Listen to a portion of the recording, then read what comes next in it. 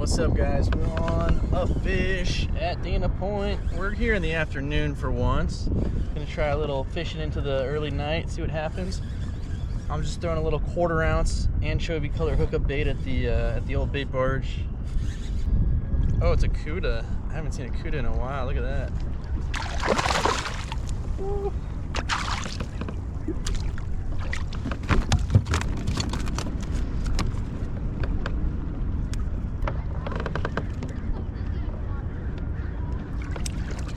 Go, see you, buddy. Nice first fish, little cuda. Got one.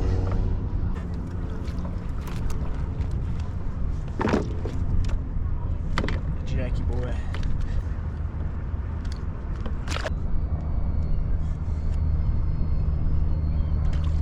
That's a Jackson.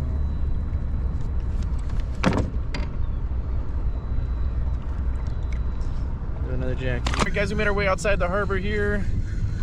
It is pretty nasty, but I'm gonna try and catch a fish here. Oh, we had one, but he came off. So we're gonna throw the high-low rig out here with some shrimp, and that's it. Just focus on that because the conditions are pretty bad. So we need to kind of pay attention here. We don't want to get rocked and rolled too hard. Luckily, wind's moving the same way as the current, so we are facing the drift, which means hopefully we don't get rolled. We'll take a little water over the front, but that's fine. All right, guys, I am dropping my bait right by a lobster pot that's sitting right here. Hopefully we get some good hits. See if anyone's snacking down here. I actually caught a triggerfish on Sunday, but I missed getting it into the boat, so I don't have a picture of it, and I didn't end up putting the video up. This wasn't really worth it. You couldn't really see it too well. But pretty cool fish to catch out here. Super, super rare. Usually catch them closer to like Mexico, although they do catch them sometimes at Catalina and other places. All right, we're on. We're on. That's a good sign. Little guy. Might have came off. Let's see. Rock wrasse maybe? Oh, he just came off. It's a baby sheephead. Super tiny sheephead. Really cute. Oh my god, these waves are getting big, man.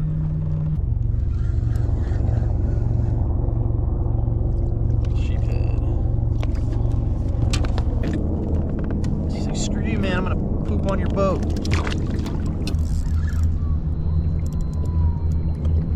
Got sheephead. It's gotta be right. It's gotta be. It's gotta be. Oh yeah, it's a sheeper. It's a nice sheep. Nice fish. Oh, got him. It's a sheep. It's a little baby sheephead. Look at that. Beautiful, beautiful. No picture. Put it right back. Back to fishing. We ain't got time for pictures. Lighter. Yeah, not too bad. I'm gonna try and get a bigger one than this. We got some time to fish, so nice fish though. Heck, he's got a bunch of parasites. Gross. Ugh.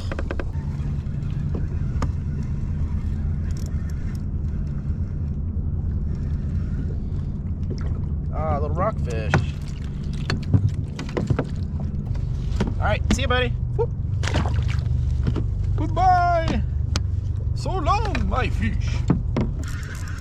What is that? Another sheep? Another sheep, another decent size. They're all keepers.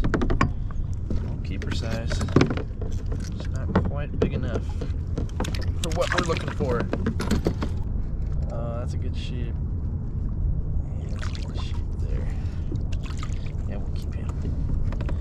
Nice sheeps. Beautiful. Beautiful. Hey, nice sheepy here. Nice little sheep. Barely hooked on the top lip. Ow, that looks painful, dude. Okay. Jeez. Ouch. Lip piercing. I mean, you looked fashionable, but I'm just saying it probably hurt, you know.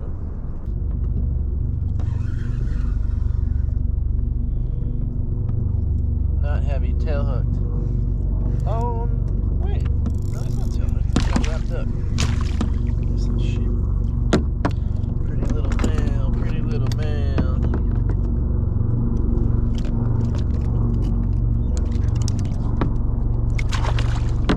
I figured this would be a good time to talk about the trolling motor. I've probably taken it out about 8 or 9 times on trips now. Kind of figured out what's going on. Thought I'd give you guys some tips and tricks and some warnings, stuff like that.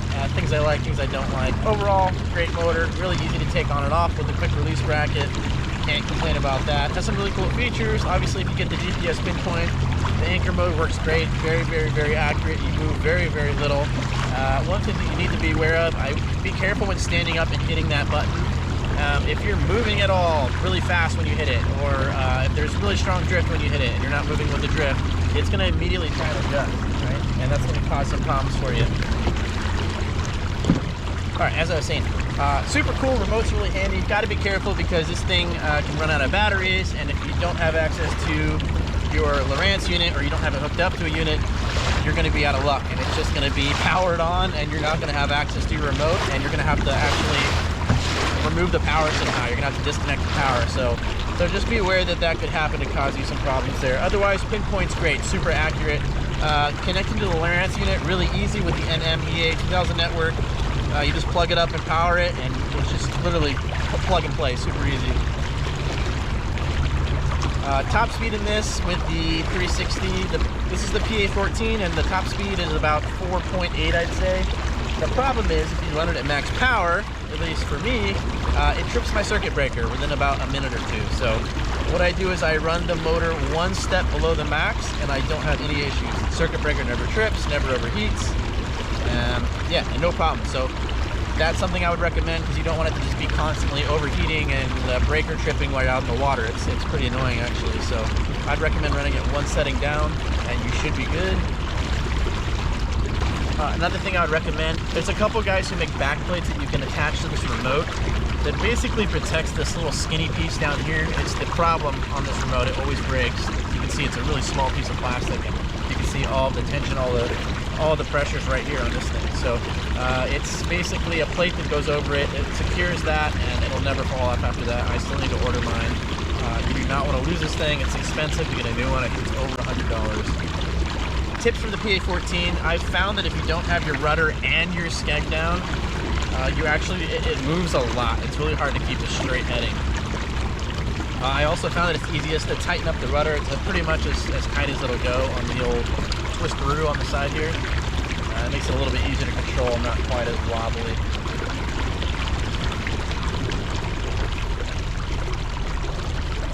Heading lock button, super handy. Sometimes I just want to go straight back towards the harbor, so I point myself there, start moving, and then hit the little button at the top left with the arrow, and that's just going to keep your heading locked in. So it's going to take that latitude, longitude, whatever the hell it's called. It'll grab that degree and just lock in so that it'll always kind of pivot and keep you always going that direction, which is really handy. Like I said, if you ever need to go to manual mode, just quickly hit M. You need to be like hands-on with this remote all the time. You don't want it in a pocket. You don't want it getting caught. You don't want these buttons getting accidentally hit. Trust me, it'll cause you a lot of issues. Basically, if you had like your engine controls in your pocket, right? It's insane. You probably don't want to do that. So just be aware of that. I've found that the pedals work okay in conjunction when using the motor. Once you go above 50% or so on the motor, the pedals start feeling a little hairy as you pedal them to the water. I'm not sure if it's causing any damage or not, so I just don't do it basically unless it's kind of low power on the motor and I'm just assisting.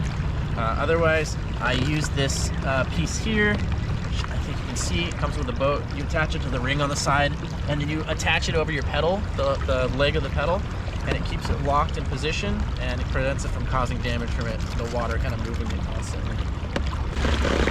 Otherwise, overall, great motor. Love it so far. Word of warning, I lost my first prop because I did not tighten it enough. There's a warning in the manual saying not to tighten it, so I took that a little too literally and aired on the wrong side, and it fell off after my first trip. Not too expensive to replace. It's a plastic propeller, easy to find. The thing that's a little bit harder to find is the saltwater anode kit. It's basically the saltwater hardware kit, I think. You're going to need that guy because it has a saltwater anode, which you need. It has the nut that you need, and that'll get you going again. So if you have those parts, don't worry about your prop falling off. You can fix it pretty easy, but make sure you tighten that nut. All right, we're going to fish the bait barge for a little bit again on the way out, and then we're going to call it a day.